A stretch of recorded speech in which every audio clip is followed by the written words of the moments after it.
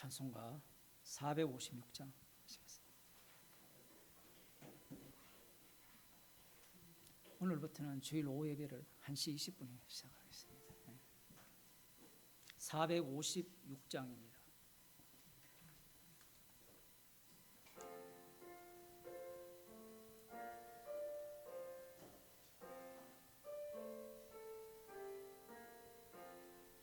주와 같이 길 가는 것 즐거운 일 아닌가. 우리 주님 걸어가신 발자취를 밟겠네. 한 걸음 한 걸음 주 예수와 함께 날마다 날마다 우리는 걷겠네. 어린아이 같은 우리 미련하고 약하나 주의 손에 이끌리어 생명길로 가겠네. 한 걸음 한 걸음 주 예수와 함께 날마다 날마다 우리는 걷겠네.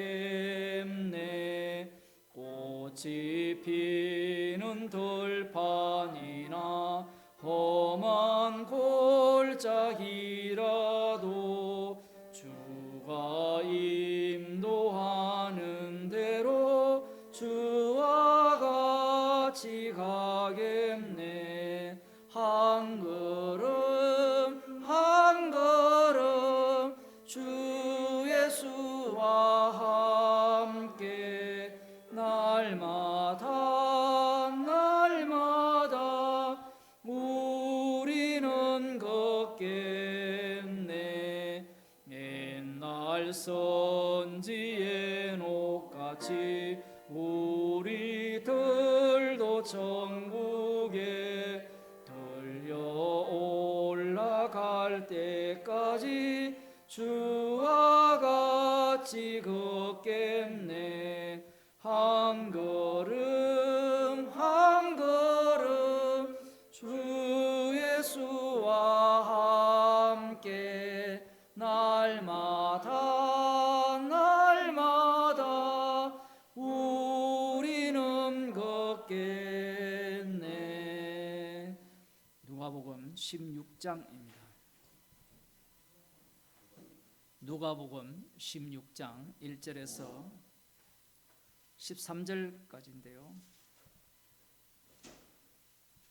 신약성경 122쪽입니다.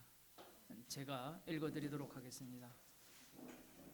또한 제자들에게 이르시되 어떤 부자에게 청지기가 있는데 그가 주인의 소유를 허비한다는 말이 그 주인에게 들린지라. 주인이 저를 불러 가로되 내가 네게 대하여 들은 이 말이 어찌 믿뇨. 네 보던 일을 세마라. 청지기 사무를 계속하지 못하리라 하니 청지기가 속으로 이르되 주인이 내 직분을 빼앗으니 내가 무엇을 할꼬. 땅을 파자니 힘이 없고 빌어먹자니 부끄럽구나. 내가 할 일을 알았도다. 이렇게 하면 직분을 빼앗긴 후에 저희가 나를 자기 집으로 영접하리라 하고 주인에게 빚진 자를 낱낱이 불러다가 먼저 온 자에게 이르되 네가 내 주인에게 얼마나 졌느뇨. 말하되 70말이니이다. 가로되 여기 내 정서를 가지고 빨리 앉아 50이라 쓰라 하고 또 다른 이에게 이르되 너는 얼마나 졌느뇨. 가로되 밀 100석이니이다. 이르되 여기 네 정서를 가지고 80이라 쓰라 하였는지라. 주인이 이 옳지 않은 청지기가 일을 지혜 있게 하였으므로 칭찬하였으니 이 세대의 아들들이 자기 시대에 있었으는 빛의 아들들보다 더 지혜로움이니라. 내가 너희에게 말하노니 불의의 재물로 친구를 사기라. 그리하면 없어질 때에 저희가 영원한 처소로 너희를 영접하리라. 지극히 작은 것에 충성된 자는 큰 것에도 충성되고 지극히 작은 것에 불의한 자는 큰 것에도 불의하니라. 너희가 만일 불의한 재물에 충성치 아니하면 누가 참된 것으로 너희에게 맡기겠느냐. 너희가 만일 남의 것에 충성치 아니하면 누가 너희의 것을 너희에게 주겠느냐. 집 하인이 두 주인을 섬길 수 없나니 혹 이를 미워하고 저를 사랑하거나 혹 이를 중히 여기고 저를 경히 여길 것임이니라. 너희가 하나님과 재물을 겸하여 섬길 수 없느니라. 아멘. 말씀 자체에 모순을 갖고 있습니다.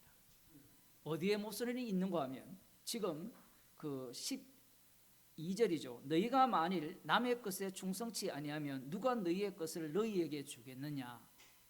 그러면 이 불의한 청지기가 남의 것에 충성했습니까? 안 했습니까? 안 했죠. 이 본문 말씀을 읽으면서 여러분 무슨 생각이 들어요? 제가 질문을 잘못한 것 같은데,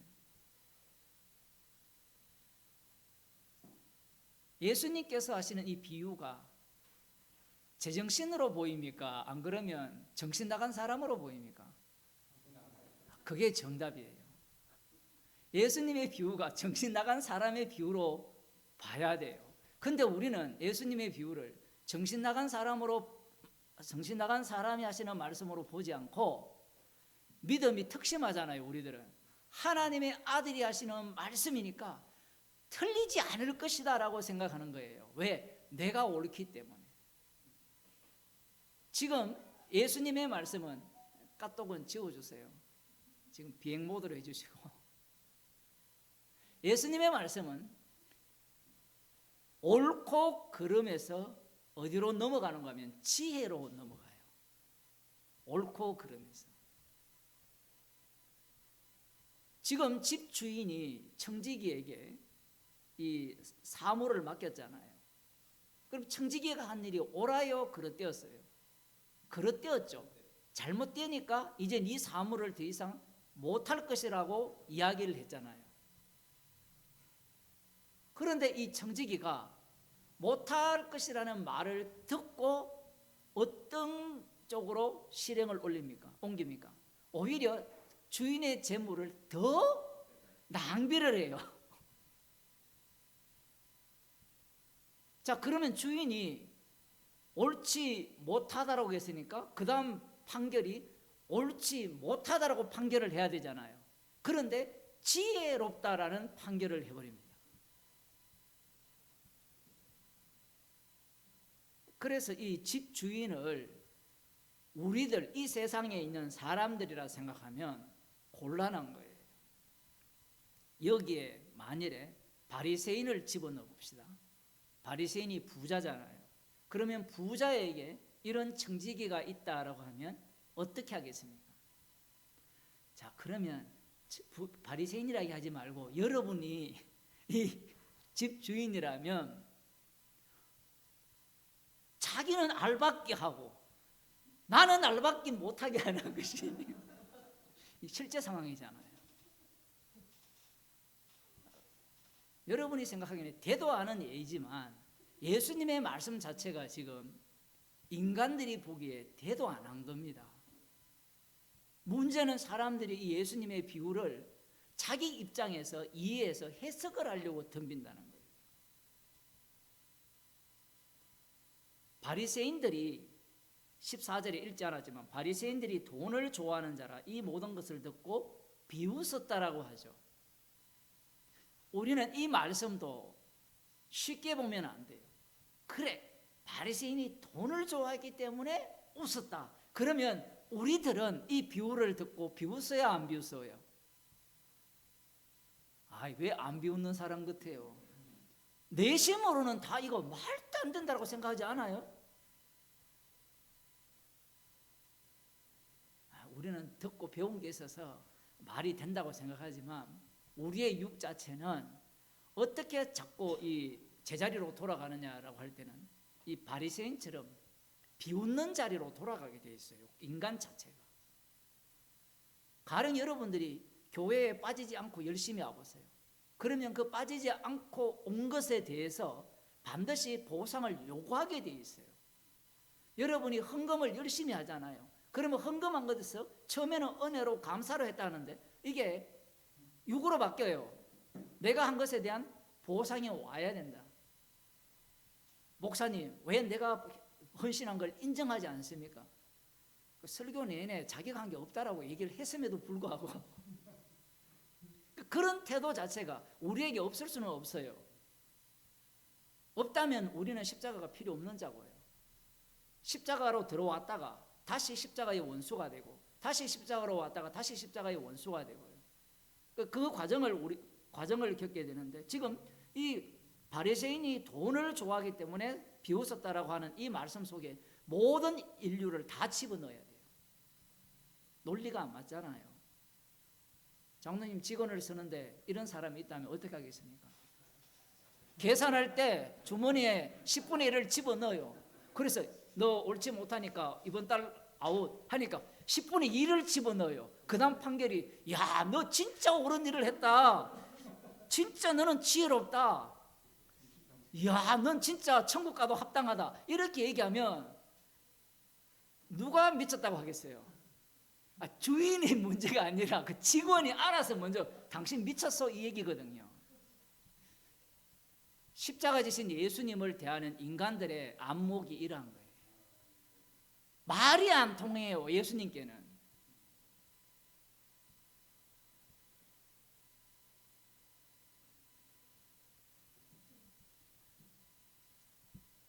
누가 보더라도 게을러 터졌잖아요. 빌어먹자니 부끄럽고 땅을 파자니 힘이 없고 완전히 야가 빠져도 이렇게 야가 빠진 인간이 없잖아요. 그러면서 비리는 이왕 베리면 더 완벽하게 챙길 것 챙기고 옳지 못하다라고 판결받고 나가자. 이 얘기가 지금 이 논리거든요. 이런 사람을 누가 옳다고 하겠습니까? 지금 이 말씀을 하시는 그 배경이 뭔가 하면요, 바리새인들입니다. 그 바리새인들이 지금 어떤 바탕하에 있느냐라는 거예요. 바리새인이. 신명기 8장을 보겠습니다. 1시 20분에 해야 제가 좀 길면 좀 충분히 할 수 있을 것 같아가지고 짧게 설교가 끝나면 뭐 괜찮은데 8장에 보면 신명기 8장입니다. 1절 내가 오늘날 명하는 모든 명령을 너희는 지켜 행하라. 그리하면 너희가 살고 번성하고 여호와께서 너희의 열조에게 맹세하신 땅에 들어가서 그것을 얻으리라. 네 하나님 여호와께서 이 40년 동안에 너로 광야의 길을 걷게 하신 것을 기억하라. 이는 너를 낮추시며 너를 시험하사 네 마음이 어떠한지 그 명령을 지키는지 아니 지키는지 알려 하심이라. 너를 낮추시며 너로 줄이게 하시며 또 너도 알지 못하며 내 열조도 알지 못하던 만나를 네게 먹이신 것은 사람이 떡으로만 사는 것이 아니요 여호와의 입에서 나오는 모든 말씀으로 사는 줄을 너로 알게 하려 하심이니라. 지금 이 말씀을 누가 알고 있어요? 바리새인들이 알고 있죠. 그러면 바리새인들이 이 말씀을 들었을 때 자기 조상들의 광야 생활을 알아요, 몰라요? 알죠. 근데 그들은 뭘로 살았어요? 떡 달라, 물 달라, 뭐 별별 것을 다 요구하면서 살았잖아요. 그런데 이들이 이 내용을 알고 있는 입장에서 바리새인들이 그러면 자기들은 사람이 떡으로 사는 것이 아니라 하나님의 입에서 나오는 모든 말씀으로 산다 했죠. 그러면 율법대로 순종하는 것이야말로 떡 달라 하지 않아도 떡을 주고 물 달라 하지 않아도 물을 준다라는 논리입니다. 구약 성경을 허투루 보는 게 아니라 자신들의 조상들의 문제점을 정확하게 파악하고 있는 거예요. 그래서 이들은 사람은 떡으로 사는 것이 아니라 하나님 입에서 나오는 모든 말씀으로 살기 때문에 바리새인들은 말씀대로 사는, 말만 말씀대로가 아니라 실제 행위를 그렇게 하는 자들이에요. 그 당시에 어느 누가 보더라도 바리새인만 보면 저 사람들은 말 안 해도 천국 갈 사람들, 누가 봐도 천국 갈 사람들. 우리말에도 그런 게 있잖아요. 법 없이도 저 사람은 산다. 들어가 보면 아무것도 아닌데 사실은. 그런데 바리새인들은 달라요. 바리새인들은 사도 바울이 이야기했듯이 율법의 의로는 흠이 없는 자로 살아가거든요. 그뿐만 아니죠. 소득의 11조를 합니다. 자, 조금 더 봅시다.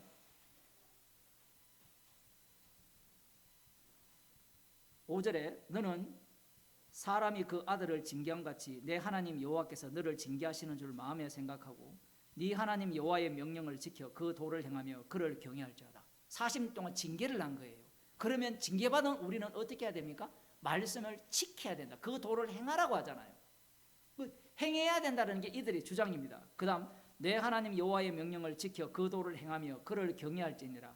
네 하나님 여호와께서 너로 아름다운 땅에 이르게 하시나니 그곳은 골짜기에는 이든지 산지에든지 시내와 분청과 샘이 흐르고 밀과 보리의 소산지요 포도와 무화과 나무와 석류와 감람들의 나무와 꿀의 소산지라. 너의 먹는 식물에 결핍함이 없고 네게 아무 부족함이 없는 땅이며 그 땅의 돌은 철이요 산에서는 동을 캘 것이며 네가 먹어서 배불리고 네 하나님 여호와께서 옥토로 네게 주셨음을 인하여 그를 찬송하리로다. 이렇게 말씀을 하셨거든요. 그런데 약속의 땅에 왜 못 들어갔습니까? 불순종해서 못 들어갔죠. 그러면 이들이 약속의 땅에 들어갔는데 왜 그 하나님이 주신 축복을 못 누립니까? 역시 율법에 순종하지 않았기 때문에 그래요. 그러나 율법에 순종하면 하나님께서 축복을 주십니까? 안 주십니까? 주시죠. 지금 이러한 사상이 이들 속에 박혀 있는 거예요. 그러면 방금 주인이 있는데 주인을 속인 것은 율법 위반입니까? 아닙니까? 율법을 다 아시잖아요. 위반이잖아요. 그러면 어떻게 해야 돼요? 그런 놈은 처벌을 해야 되죠. 처벌을 알게 해가지고 뭐 속죄제를 드리게 하든지 안 그러면 속건제를 드려가지고 그 4배나 배상 4분의 1을 더해서 배상을 하든지 그렇게 처분을 내려야 되잖아요. 상대가 바리새인들입니다. 아마추어들이 아니에요. 말씀의 프로예요. 그들에게 예수님께서 이 말씀을 하시니까 그들 입장에서는 예수님의 하시는 말씀 자체가 이미 율법에 어긋났으니까 비웃는 겁니다. 말이 안 돼서 비웃는 게 아니라 그러니까 이방인들이 비웃는 수준은 어느 수준이에요? 유대인과 똑같은 겁니다. 바리새인과 다를 바 없어요. 이방인들도 똑같은 논리를 펴잖아요. 어느 누가 이렇게 불의한 청지기에 대해서 지혜롭다라고 칭찬을 하겠느냐는 거예요. 문제는 하나님께서 과연 칭찬하시겠느냐는 겁니다. 이 얘기가. 우리가 구약을 보게 되면 불의한 자를 하나님께서 용납하겠습니까? 하나님이 용납합니까? 안 합니까? 용납 안 하죠. 율법에 의하면. 그런데 예수님이 만드신 나라입니다. 그 나라를 뒤에 언급하거든요. 16절에 보면 율법과 선지자는 요한의 이때까지요 그 후로부터는 하나님의 나라가 하나님 나라의 복음이 전파되어 사람마다 그리로 침입하느니라. 하나님 나라의 복음, 아들의 나라가 이 땅으로 들어온 거예요. 로마서에 의하면 말씀이 육신이 되신 겁니다. 다윗을 통으로 육신을 입고 오셔서 죽은 자들 가운데서 부활하신 이 예수님이 지금 이 땅에 오셔서 하나님 나라를 지금 세우시는 거예요. 뭐 십자가로 완료하셨다고도 볼 수 있고요. 그 하나님 나라의 입장에서 보게 되면 이 세상은 어떤 세계입니까? 악하고 엄난한 세대라는 겁니다. 그렇게 보면 이 세상에서 돌아가는 모든 옳고 그름은 뭐예요? 다 악하고 엄난한 구조 속에서 돌아가는 세상입니다. 이제 열받기 시작하죠. 그러면 목사님 우리는 불법만 행하면서 살아도 됩니까? 살아도 돼요. 그러면 강도질만 평생 하다가 죽어도 됩니까? 우리 애들 있는데 이런 소리 하면 이제 애들 꼭 교회 나갈 수도 있는데 옛날에 그랬거든요. 복음 전하는 교회에서 목사가 십자가만 이야기하니까 자녀 교육이 안 좋다고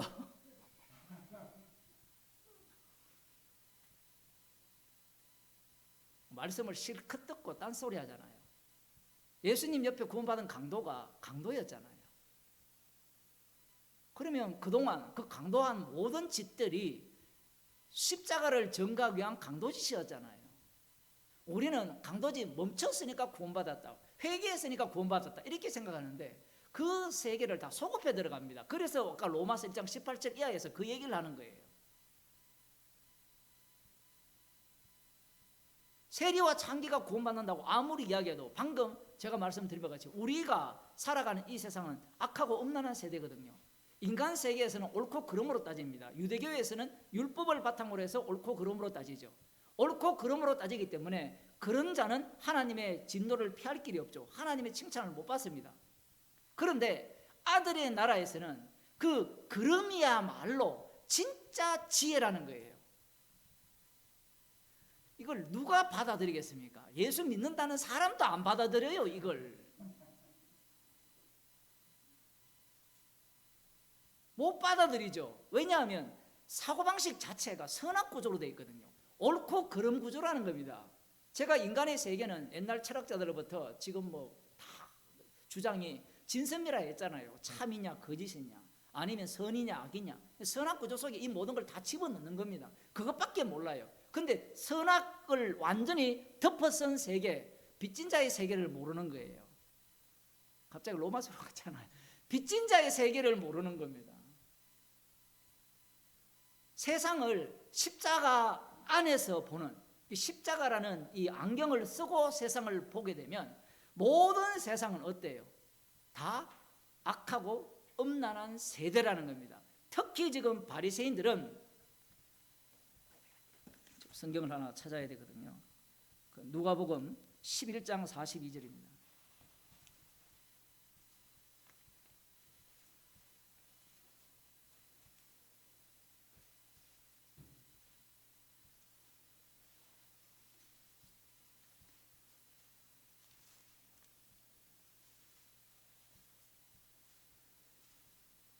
화 있을진저 너희 바리새인이여 너희가 박하와 운향과 모든 채소의 11조를 들이되 공의와 하나님께 대한 사랑은 버렸도다. 그러나 이것도 행하고 저것도 버리지 아니하여야 할지니라. 이 말씀에 대한 해석은 분분한데요. 자, 지금 바리새인들이 박하와 해양과 모든 채소의 11조를 드린다 했거든요. 이 11조는 어떻게 드리는가 하면 여러분들이 만일에 통장에 돈이 들어오잖아요. 거기에 대한 11조를 세금 빼지 않고 드리는 거예요. 예를 들어 연봉이 1억이다. 그러면 1,000만 원을 11조로 드리는 겁니다. 그러면 대단해요, 안 해요? 우리 중에 만일 그런 사람이 있으면 칭찬할까요, 안 할까요? 하죠. 지금 자 봅시다. 이 사건을 아들의 나라 입장에서 보면 이것이 어떤 상황이냐라는 거예요. 박하와 해양과 근처에 11조를 드리는 것이 지금 바리새인들의 입장에서 말라기를 근거로 하여서 11조를 제대로 바쳐라고 했을 때 이 11조를 제대로 바친 것이 되잖아요. 그들 입장에서는. 그죠? 그러면 이들의 행위가 옳습니까? 잘못되었습니까? 옳은 거예요. 맞죠? 그럼 이 사람은 불의한 청직입니까? 아닙니까? 아닌 거예요. 그러면 예수님의 말씀에 의하면 이 사람은 만일에 박하와 해양과 근처에 11조를 했다면 자기가 뭘로 드러나야 돼요? 옳지 않는 자로 드러나야 돼요. 옳지 않는 자로 드러나면서 오히려 더 옳지 않는 일을 하는 겁니다.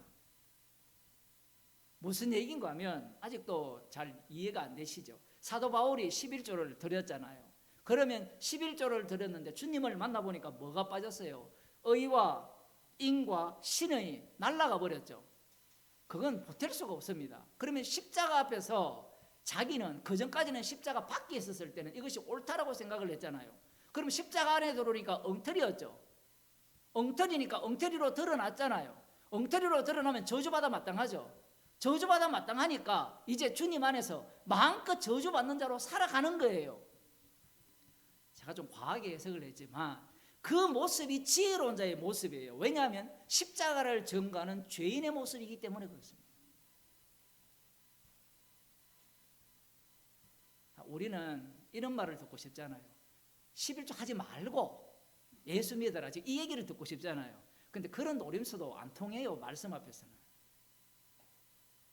그러니까 아들의 나라, 이 하나님 나라는 이 세상을 다 어떻게 규정하느냐 할 때는 이 죄의 세계, 어둠으로 규정을 해요. 그러면 인간들이 하는 모든 일들은 바리새인들이 한 그 일조차 자기가 옳다라고 하긴 했는데 이 주인이 보기에는 그 속인 거예요. 잘못된 겁니다.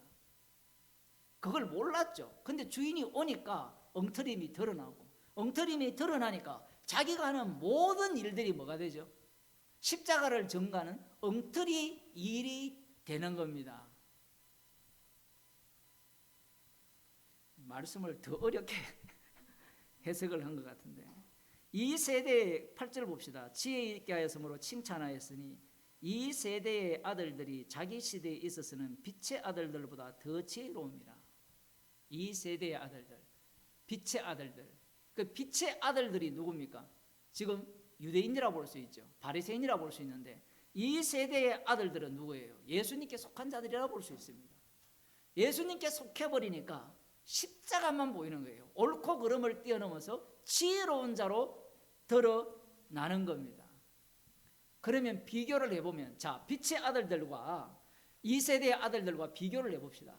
예수님 옆에 달린 강도, 아니면 예수님과 함께하는 세리와 창기와 그 옆에 있는 소득의 11조라는 바리새인과 비교해 봅시다. 누가 더 지혜롭습니까?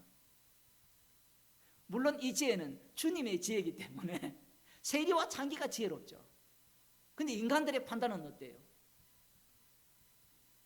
누가 더 지혜롭다고 말을 합니까? 바리새인을 더 지혜롭다고 이야기하는 거예요.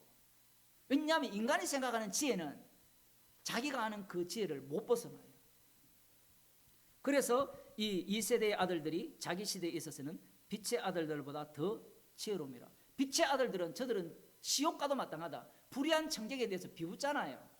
무슨 저런 주인이 있고 저런 뭐 청지기가 있느냐. 비웃음의 대상이죠.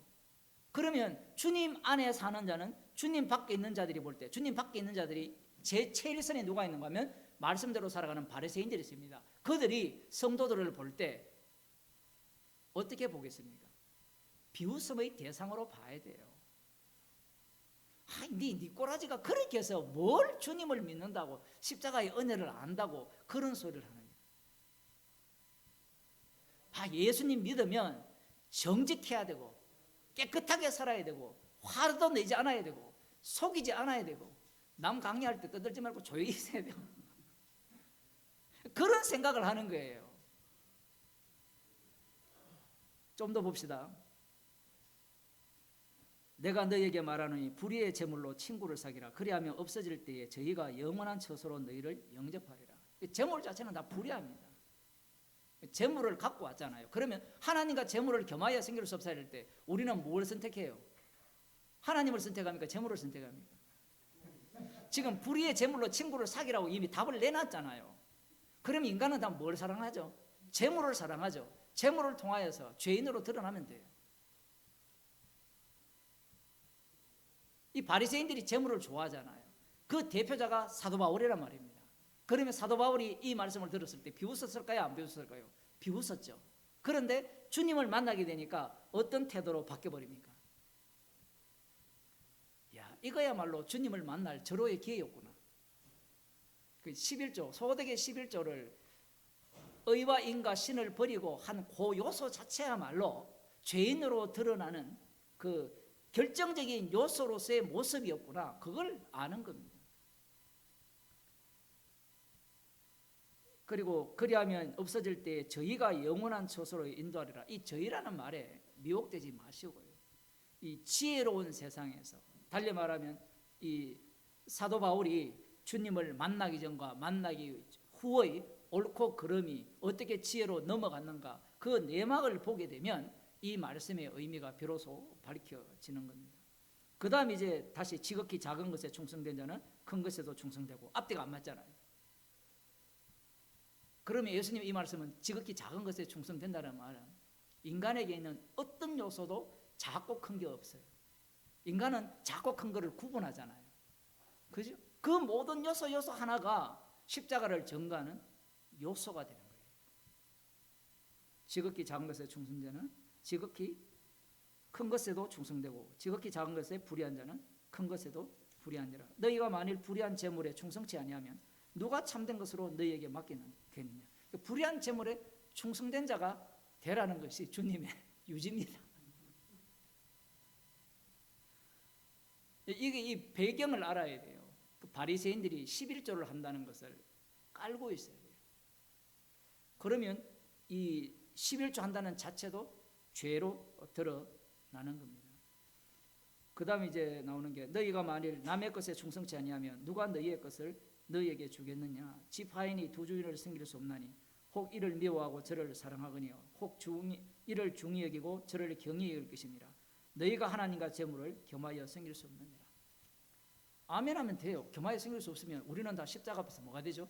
죄인이 되는 겁니다. 죄인은 지극히 작은 것에 충성된 자예요. 그럼 작은 것 충성하면 큰 것 맡길 거다. 망상을 갖지 말고 이미 그 작은 것 자체가 큰 거예요. 주의 이름을 전가하는 것보다 더 큰 일이 있습니까? 없잖아요. 그래서 우리는 불의의 제물로 친구를 마음껏 사귀는 세계 속에서 십자가만 전가하는 주님의 백성이 되기를 바랍니다. 기도하겠습니다.